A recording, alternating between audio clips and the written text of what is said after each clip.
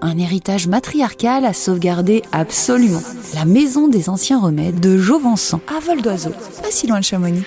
À vol d'oiseau. ATMB et Globule Radio vous proposent maintenant la saison 6 d'À vol d'oiseau. un voyage sonore au départ de Chamonix. Pour étancher votre soif de mouvement au pays du Mont Blanc. Je tousse, j'ai le nez qui coule, tout le monde y va de son conseil. Même moi, je m'auto-conseille la nuit en me souvenant de ce petit remède de grand-mère que je n'ai pas essayé encore. Mon tapis en a un peu marre de me voir jouer les apprentis sorcières. Il me propose de m'emmener à Jovensan. Je vois pas le rapport entre mon nez qui coule et ce petit village tout proche d'Aoste. Mais si, on y trouve la maison des anciens remèdes. Bon, alors allons-y. Un petit tour en tapis devrait aussi me faire du bien. On survole le massif du Mont Blanc. Je fais bien attention de décompresser au passage le plus haut de mon expédition. Depuis Chamonix, on décide de survoler les motets et ces petites bulles. Faudra que je m'offre une nuit ici un jour, dormir sous ma montagne préférée, le kiff. On remonte la mer de glace et le glacier de l'Échaud pour arriver, easy style, au col des Hirondelles à 3400 mètres. La vue y est spectaculaire, offrant un panorama unique sur le massif du Mont Blanc. Un vent soutenu nous pousse à entamer rapidement la descente. Faudrait pas que j'attrape une otite en plus. On survole le glacier de Frébouze et ses séracs et le bivouac Gervasuti. L'abri semble confortable.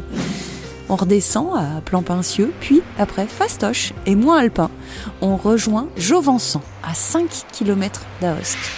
Jovensan, c'est l'une des plus petites communes de la vallée d'Aoste. On se trouve sur la rive droite de la Doire, je remarque les vignobles et les arbres fruitiers sous la neige, à 632 mètres d'altitude. Je remarque aussi les ruines d'un château moyenâgeux.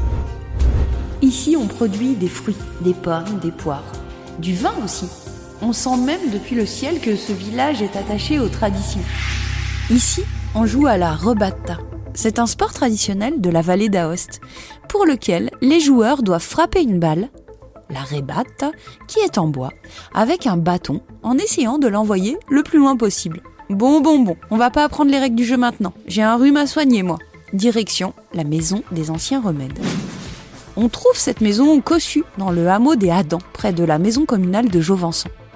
Elle est entièrement construite en pierre, comme c'est souvent le cas en vallée d'Aoste. Les balcons en bois ponctuent la façade. À l'origine, cette maison était une étable, un abri pour l'hiver destiné aux vaches et aux grains, avec un fenil au 2e étage, aujourd'hui l'entrée principale de la maison, les crèches au 1er et un tas de fumier au sous-sol.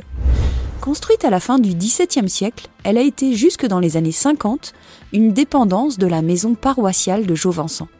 160 mètres carrés, où hommes et animaux, nature et culture, paroles, vie et pensée se sont côtoyés quotidiennement pendant des siècles. Aujourd'hui, cette histoire renaît avec la volonté de raconter la culture rurale et son territoire. Le bâtiment a été acheté par l'administration communale et la maison des anciens remèdes inaugurée le 5 février 2011. Quand je vous disais que ce village était attaché aux traditions, ici est conservée toute la mémoire des pratiques et des savoirs liés aux différents usages des plantes officinales de la vallée d'Aoste. Ici, c'est un centre d'interprétation, d'études et de conservation où l'on peut rencontrer la culture populaire, celle des saveurs, des légendes, des recettes et des préparations domestiques. C'est le premier centre de référence en Italie.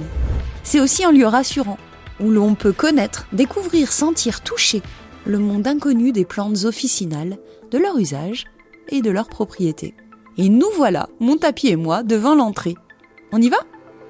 Rentrer dans la maison des anciens remèdes, c'est s'offrir un voyage au royaume des plantes officinales, à la découverte des anciens remèdes et des savoirs d'antan.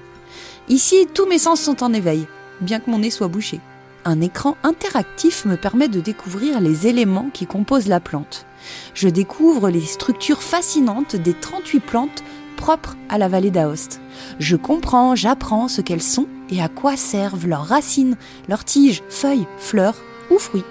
La vallée d'Aoste, c'est un petit écrin contenant une grande variété de plantes officinales et une très vaste tradition populaire liée à leur emploi. Les plantes étaient cueillies, transformées et utilisées par les mains savantes de nos aïeuls. Aquilée millefeuille, camomille vraie, églantier, gentiane jaune, mauve sauvage, mousse d'Islande, ortie, prêle du champ, rhododendron, sureau noir. Je prends des notes de remèdes populaires et traditionnels fabriqués à partir des plantes valdôtaines. Je mets mon nez dans les tiroirs où sont conservées les plantes. J'essaie de les reconnaître à leur arôme. Pénétrer dans l'apothicaillerie, c'est se plonger dans un autre monde. Les pots racontent les usages traditionnels. J'ouvre le grand livre pour me familiariser avec les remèdes des gens de nos montagnes, pour se soigner, mais aussi soigner les animaux. Bon, et ce rhume alors ? Eh bien, j'apprends que l'Aquila millefeuille, la mauve sauvage et la mousse d'Islande pourront m'aider. Je choisis la mauve, car elle est jolie, si jolie, et aussi anti-inflammatoire. Elle soigne aussi les maux de dents, les maux de gorge, la toux et bien d'autres choses. C'est la plante adaptée. Reste à savoir comment l'utiliser.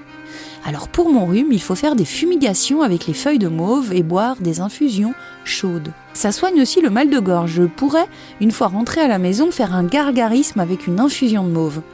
Possible aussi d'appliquer des cataplasmes bien chauds d'oignons et de mauve.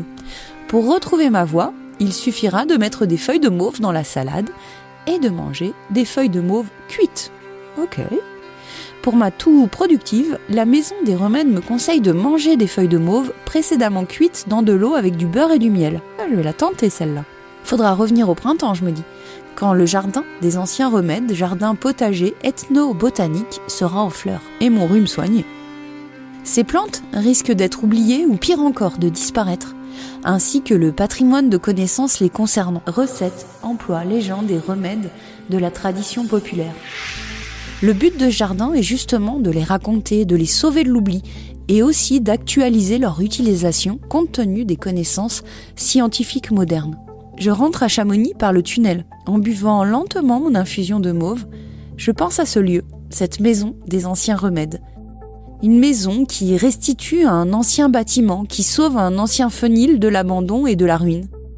Une maison qui restitue aussi le précieux héritage immatériel de la communauté, trésor de connaissances souvent transmis de mère en fille.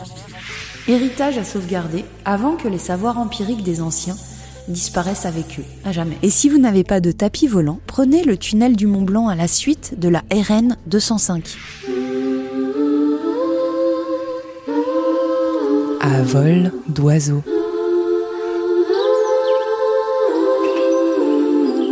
La saison 6 d'À vol d'oiseau à retrouver chaque mois avec un nouvel épisode au départ de Chamonix. À très vite pour un nouveau voyage avec Autoroute et Tunnel du Mont Blanc et Globule Radio.